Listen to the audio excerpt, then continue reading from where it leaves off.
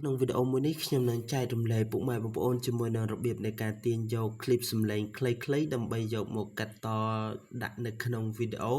ដោយមិនឲ្យជាប់ copyright ហើយក៏មានសំឡេងគួរឲ្យទាក់ទាញជាច្រើនផងដែរនៅក្នុងកម្មវិធីមួយនេះអូខេគោរពជំរាបសួរក៏ដូចជាសួស្តីទៅកាន់ពុកម៉ែបងប្អូនទាំងអស់គ្នាត្រឡប់មកជួបជាមួយនឹងខ្ញុំបាទប៉ាត្រីបន្តទៀតជាមួយនឹង PPY Channel របស់ខ្ញុំបាទផងដែរវីដេអូមួយនេះខ្ញុំនឹងចែករំលែកអ្នកទាំងអស់គ្នាពីរបៀបនៃការទាញយកសំឡេងឬក៏របៀបនៃការយកសំឡេងនៅក្នុងកម្មវិធីមួយឬក៏យើងចូលទៅយកសំឡេងដើម្បីយកមកកាត់តនៅក្នុងវីដេអូរបស់យើងដាក់ក្នុងវីដេអូរបស់យើងដើម្បីឲ្យវីដេអូយើងនឹងកាន់តែមានភាពទាក់ទាញហ្នឹងហើយឥឡូវយើងចូលទៅ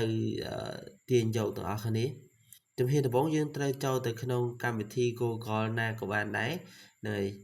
អញ្ចឹងបើសិនជា Android យើងចូលក្នុង Chrome ទៅហើយបើសិនជា iOS iPhone អីយើងចូលក្នុង Safari ក្រោមមកទៀតអ្នកទាំងអស់គ្នាវាយពាក្យថានេះដាក់ថា My Instant នេះបងប្អូនទាំងអស់គ្នាចុចមក My Instant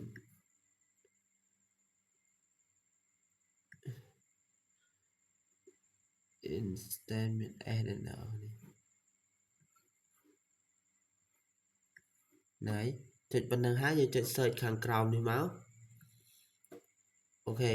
វាចេញមកបែបនេះបងប្អូនយើងត្រូវរើសកន្លែង all នេះមកវានឹងឃើញដូចជា website អញ្ចឹងដែរបន្តមកទៀតគ្នាយើងចុចកន្លែងនេះមកអូខេវាលោតចេញមកបែបនេះហើយរាល់ប៊ូតុងទាំងអស់នេះគឺជាសំឡេងទាំងអស់បងប្អូនឥឡូវចុចសាកមើលណែ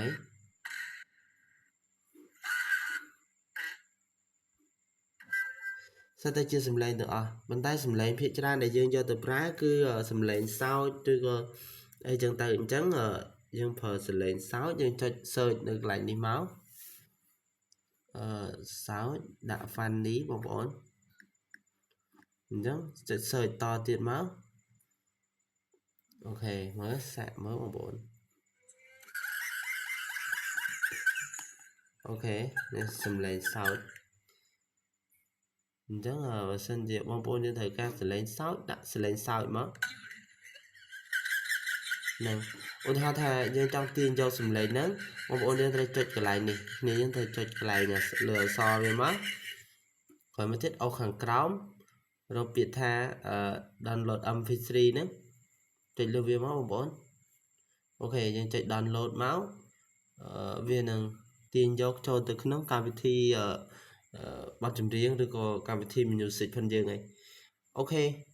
នេះគឺជារបៀបទាញយក effect ងាយសម្រាប់មិនថា iPhone ឬក៏ Android ទេគឺយើងអាចប្រើបានទូទៅសម្រាប់ដោយសារតែវាមិនមែនជាកម្មវិធីទេវារបៀបដូចជា website អញ្ចឹងនេះគឺជារបៀបងាយនៅក្នុងការទាញយកសំឡេងឬក៏ sound effect យកទៅប្រើនៅក្នុងវីដេអូរបស់បងប្អូនទាំងអស់គ្នាអូខេវីដេអូថ្ងៃហ្នឹងគឺមានតែប៉ុណ្្នឹងហើយសម្រាប់ការចែករំលែកទៅកាន់ពុកម៉ែបងប្អូនទាំងអស់គ្នាបើសិនជាបងប្អូនយើងពេញចិត្តនៅវីដេអូមួយនេះកុំភ្លេចជួយចុច like ក៏ដូចជាចុច subscribe ទៅលើ channel YouTube របស់ខ្ញុំបាទម្នាក់មួយផងដើម្បីទទួលបានវីដេអូថ្មីនិងបទពិសោធន៍ខ្លីៗពីខ្ញុំបាទផងដែរអរគុណច្រើនអ្នកទាំងអស់គ្នាសម្រាប់ការតាមដានទស្សនាវីដេអូមួយនេះពីដើមរហូតដល់ចប់ជួបគ្នាវីដេអូបន្ទាប់ទៀតជាមួយនឹងខ្ញុំបាទផងដែរ